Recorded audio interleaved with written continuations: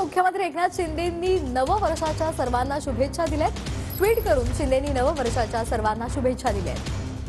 मुख्यमंत्री एकनाथ शिंदे यांनी नववर्षाच्या सर्वांना शुभेच्छा दिलेल्या आहेत। ट्विट करून त्यांनी सर्वांना नववर्षाच्या शुभेच्छा दिल्यात।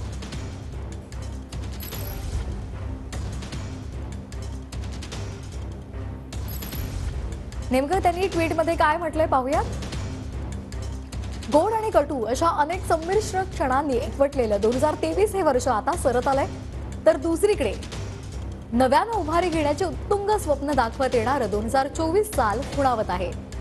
आपण सर्वजण येणाऱ्या या वर्षामध्ये नवी स्वप्न, नवी आशा, नव्या आकांक्षा, नवे संकल्प, नवी दिशा उरात बाळगून आहोत।